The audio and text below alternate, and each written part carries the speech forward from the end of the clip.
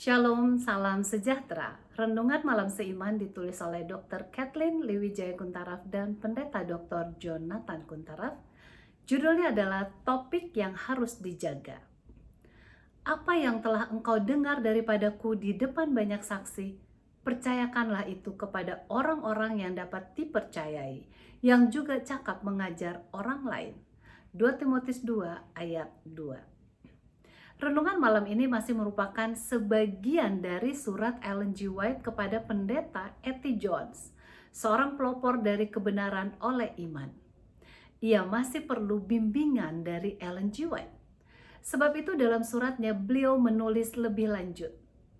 Pada saat Anda berkata tidak ada syarat untuk diselamatkan dan mengekspresikan pernyataan yang lebih luas, justru Anda membebani beberapa pikiran yang tidak dapat melihat konsistensi dalam pernyataan Anda.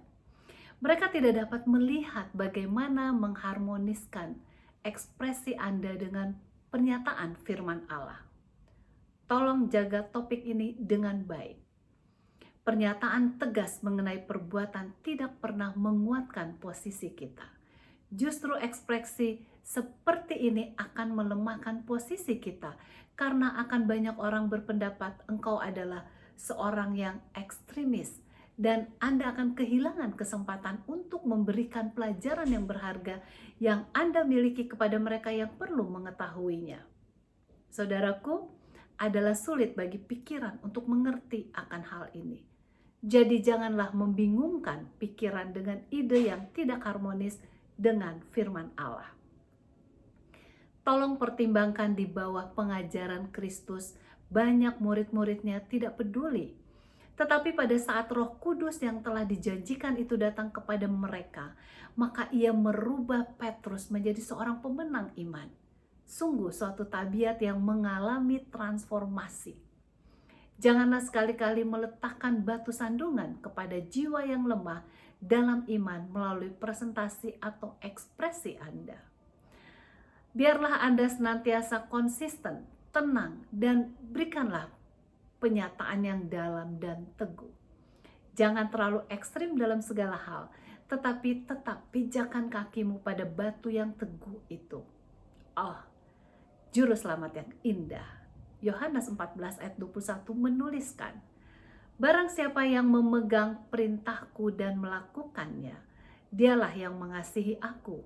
Dan barang siapa mengasihi aku, ia akan dikasihi oleh Bapa-Ku, dan aku pun akan mengasihi dia dan akan menyatakan diriku kepadanya. Ini adalah ujian yang sejati, yaitu melakukan firman Kristus. Ini adalah suatu bukti bahwa manusia mengasihi Allah. Mereka yang melakukan kehendaknya akan memberikan bukti kepada dunia melalui buah yang dimanifestasikan dalam penurutan akan kehendaknya, serta memiliki kemurnian dan kesucian tabiatnya. Saudaraku, berjalanlah bersama Allah dengan hati-hati.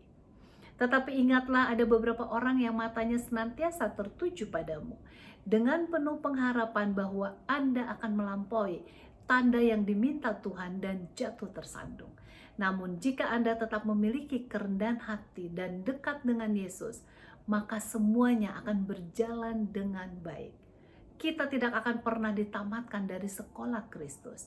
Kita akan bekerja menurut rencana penambahan dan Tuhan akan menggandakan hasil pekerjaan kita. Adalah melalui ketekunan yang terus-menerus serta rahmat Kristus, maka kita dapat hidup dalam rencana Tuhan yang senantiasa menambahkan kehidupan kerohanian kita, sehingga panggilan pilihan kita dipastikan. 2 Petrus 1 ayat 10 dan 11 menuliskan, sebab jikalau kamu melakukannya, kamu tidak akan pernah tersandung. Dan dengan demikian kepada kamu akan dikaruniakan hak penuh dengan memasuki kerajaan kekal, yaitu kerajaan Tuhan dan Juru Selamat kita, Yesus Kristus. Semoga kita dapat mengerti sepenuhnya prinsip kebenaran oleh iman dan kehidupan kita boleh selaras dengan kehendaknya. Tuhan Yesus memberkati.